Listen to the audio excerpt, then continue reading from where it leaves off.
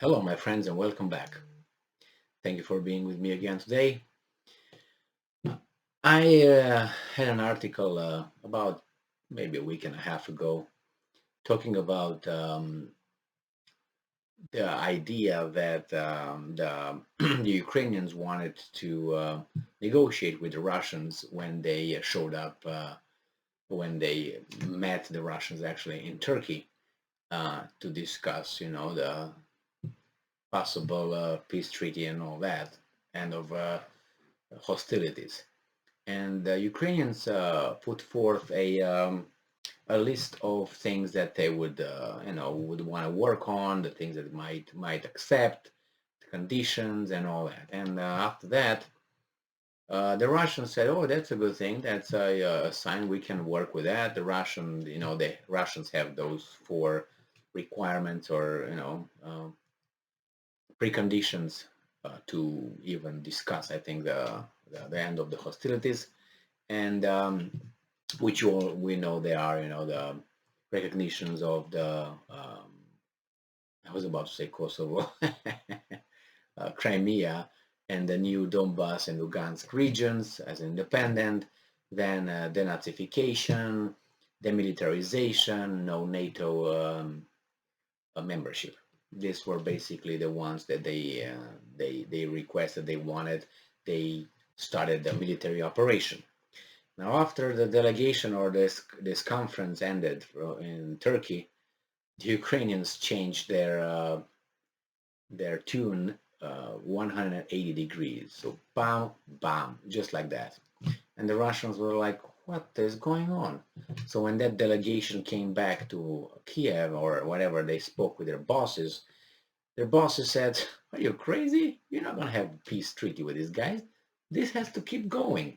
And now we find, at least, not what they find, but at least we have some information on, not that it was a secret, we kind of know, but now we really have a finger pointed at a certain administration who was behind dictating, "Hey, what are you talking about? You're not gonna be free and independent in dealing with the Russians. We're gonna tell you what to do because we finance you.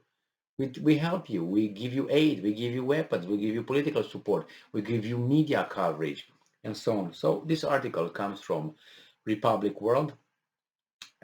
It came today, May 18th, 2022. Remember, what I'm reading here is just one side of the story.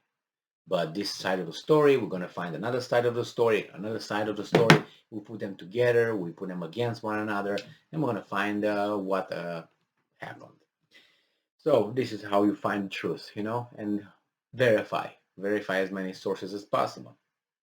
Put them one against the other. So Russia calls Ukraine conflict war with West, accuses UK and US of blocking peace deal. So this is, and I'm quoting, "We have information coming through various channels that Washington and especially London lead the Ukrainian negotiators." End quotation. Russian Foreign Minister Lavrov claimed. Oh, Lavrov is still alive, so he was not sent to the gulag after he made some comments that some people did not like, and allegedly Putin apologized for that, which I don't, I'm not even 50-50 for that.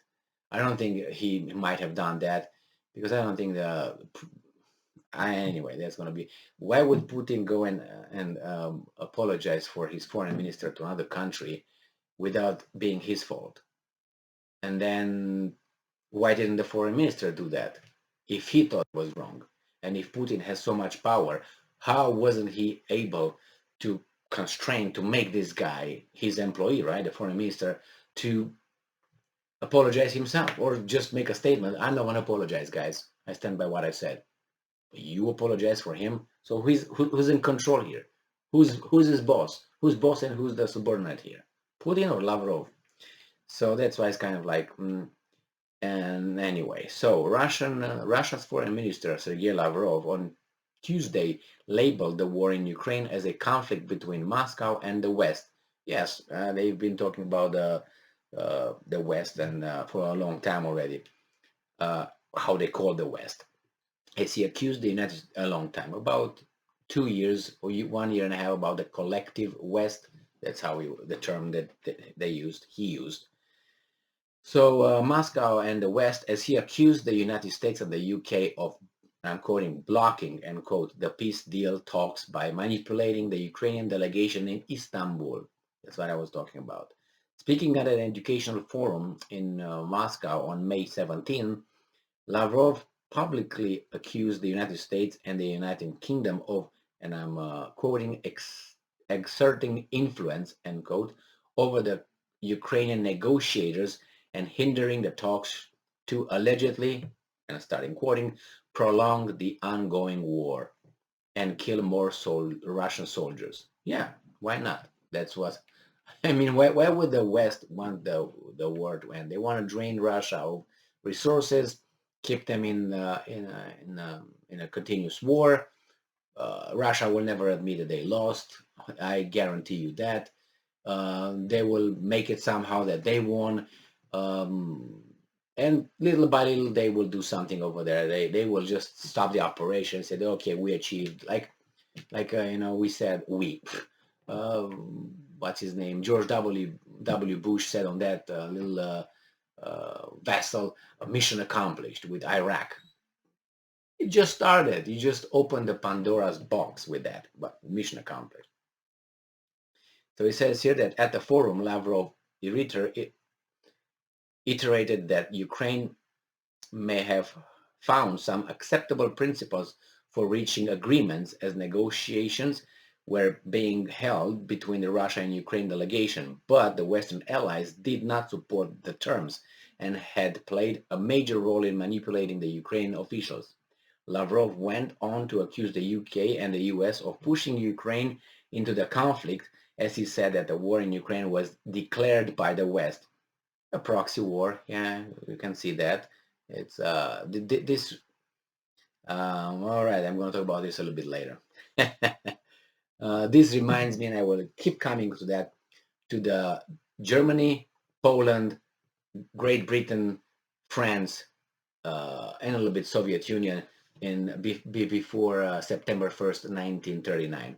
I keep coming to that, and the Danzig or Gdansk negotiations corridor that the Germans were asking for the Poles, and the Poles were asking the British and the French, and the French said, no, don't get anything. Just, no, we don't have to do it. It's fine. We're here with your allies. If German does something, we're going to come and do this. So there you have it. Germans tried many times. The Poles, from what I read, negotiated in bad faith. You're not going to find that in the accredited or peer-reviewed history books.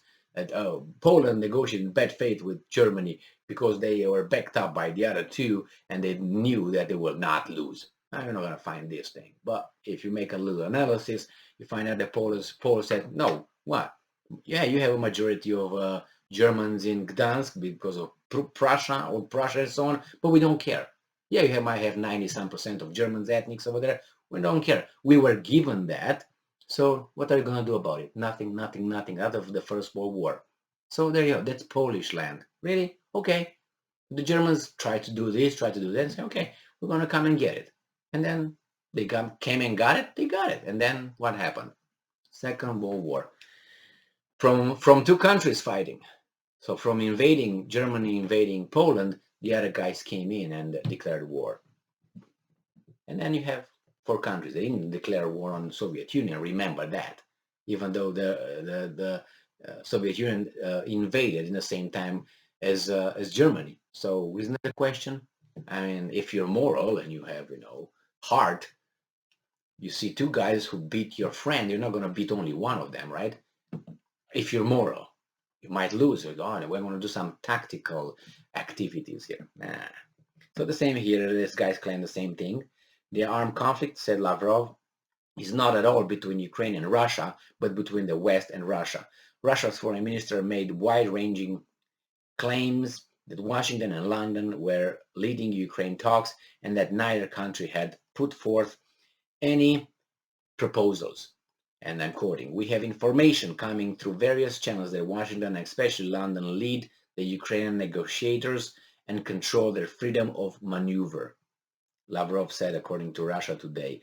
They went, and I'm quoting again, they want to drag out the conflict, and it seems to them that the longer it will last, the more damage they will inflict on Russian servicemen. No negotiation are not going on. No negotiations are not going on. So Russian Deputy Foreign Minister Andrei Rubenko has also claimed earlier that Ukraine has stalled the peace negotiation over Western influence. And I'm quoting, no negotiations are not going on. Ukraine had practically withdrawn from the negotiation process. All right, well, what are you going to do about it? And then it's what's the plan C? Because it's not even plan B anymore. Uh, I don't think it was. I think my assessment. I don't think the Russians expected the Western involvement to this extent, but here it is. They were prepared with some about the economic sanctions. They were prepared for that. They were prepared for the NATO arming Ukraine. They were prepared, maybe not to the extent that they are right now. But we'll see. I don't know. And it's not going to be a perpetual war. It's going to be probably a little, at the edges. The Russians will conquer, declare independent those two regions, or maybe more. They will create a buffer zone where there's going to be a lot of tension, and probably that would be it. And economically, there would be two distinct clubs with two distinct economies and organizations, and that's it. And probably they will still be in the United Nations unless they get kicked out by some, like the schism between Catholics and Greek Orthodox. The guy came to Constantinople and said, "You're excommunicated," and then the guys from Constantinople came to um, uh, Rome and said, "No, you are excommunicated." So probably that's going to be the end of it. They're going to excommunicate one another, the members of the clubs. Well, I have no doubt that the United States and Great Britain are behind and are leading the negotiations of Zelensky. I don't think Zelensky he's just an actor. That's my assessment. He says what he has to say. He smiles. He does that. He comes with a little shirt and so on. And I don't think he's the own man. But I give that about 95%. So 5%, I think I'm wrong, but 95, I think I'm right. We'll find out. But when he's gonna say, or he's not gonna be willing to do what they tell him to do, he's gonna just disappear walk into the sunset. But he's gonna do everything that he's supposed to do, and he's gonna say everything that he's supposed to say, unless they want to bring a new face. And then he's gonna say, okay, now I did my part. I'm gonna retire in Miami or London, because that's where usually they go, to London. The oligarchs and all these guys. All right. Thank you very much for being with me again today. Stay strong, stay smart, look for the truth, and be just.